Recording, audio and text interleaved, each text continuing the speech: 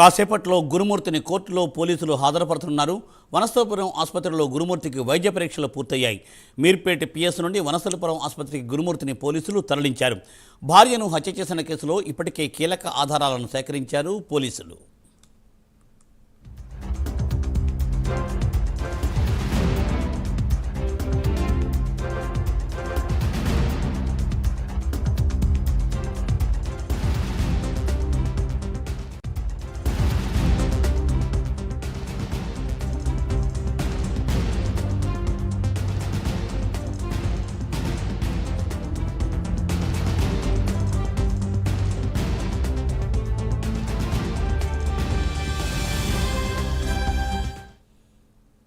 Meerpet PS పరిధిలో భార్యను హత్య చేసిన కేసులో గురుమూర్తిని కోర్టులో పోలీసులు హాజరుపరుతున్నారు.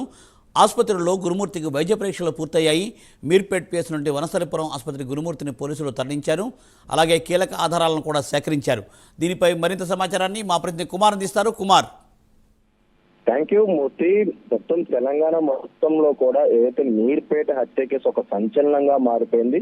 ముఖ్యంగా ఈ కేసును ఛేదించడానికి పోలీసులు కూడా చాలా ప్రయత్నాలే చేశారు. ఈ నేపథ్యంలోనే ప్రధానంగా గురుమూర్తి తన భార్యను హత్య చేసినట్లు కూడా పోలీసులు నిర్ధారించారు. ఈ నేపథ్యంలోనే గురుమూర్తిపై 101 BNSS కింద మర్డర్ కేసు కూడా నమోదైంది. ముఖ్యంగా కొద్దిసేపటి క్రితమే గురుమూర్తిని వనస్థలిపురంలోని ఏరియా ఆసుపత్రికి అయితే తరలించారు. వైద్య పరీక్షలు కూడా నిర్వహించారు. మరికొద్దిసేపట్లోనే గురుమూర్తిని కోర్టులో అయితే హాజరుపరచనున్నారు.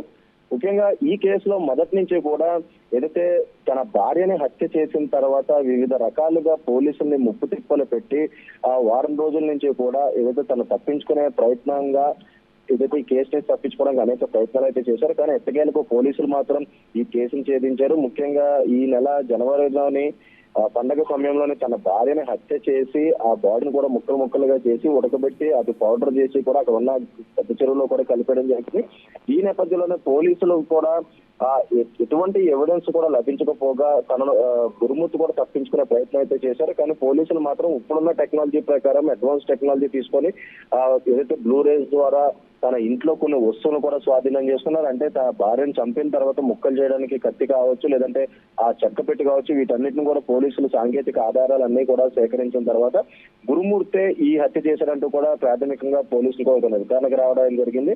ముఖ్యంగా ఈ కేసులో కూడా తన పిల్లలకు సంబంధించి DNA టెస్టుల రిపోర్ట్లు కూడా తీసుకున్నారు. అలాగే గురుమూర్తి కూడా హత్య చేసినట్లు కూడా ఒప్పుకున్న తర్వాత సీన్ రీకన్స్ట్రక్షన్ చేశారు. ఇటు ఇంటి దగ్గర గురుమూర్తి తన భార్యను ఏ విధంగా చంపాడు అనే కోణంలో కూడా పూర్తిగా సీన్ రీకన్స్ట్రక్షన్ చేసిన తర్వాత అటు చెరువు దగ్గర కూడా తీసుకెళ్లి ఏం చేశాడు అనేది కూడా పూర్తిగా సీన్ రీకన్స్ట్రక్షన్ చేశారు. అలాగే ఆ బకెట్ ద్వారా ఆ భార్యకు సంబంధించిన బూడిది, ఎముకలు, అలాగే కొన్ని అవయవాలు అన్నింటిలో కూడా కొన్ని 2 బకెట్లు తీసుకుని అక్కడ పెద్ద చెరువులో కలిపేసిన నేపథ్యంలో ఆ బకెట్లను కూడా ప్రస్తుతం పోలీసులు స్వాధీనం చేసుకుని వీటన్నిటిని కూడా ఇప్పటికే ల్యాబ్ రిపోర్ట్స్ కోసం పంపించడం జరిగింది. అలాగే DNA రిపోర్ట్స్ కూడా తెప్పించుకున్నారు. ఈ నేపథ్యంలోనే మొత్తం ఈ ఉదంతం మొత్తం చూసినట్లయితే గురుమూర్తి ఉద్దేశపూర్వకంగా తన భార్యను చంపినట్లు పోలీసులు నిర్ధారించిన నేపథ్యంలోనే అతను రిమాండ్ చేసే విధంగా ప్రస్తుతం ఈ రోజు కోర్టులో ఏదైతే కొద్దిసేపటి క్రితమే వైద్య పరీక్షలు కూడా నిర్వహించారు. మరి కొద్దిసేపట్లో కోర్టులో అయితే గురుమూర్తిని అయితే హాజరుపరుస్తారు. Murthy. Thank you Kumar. Thanks for update.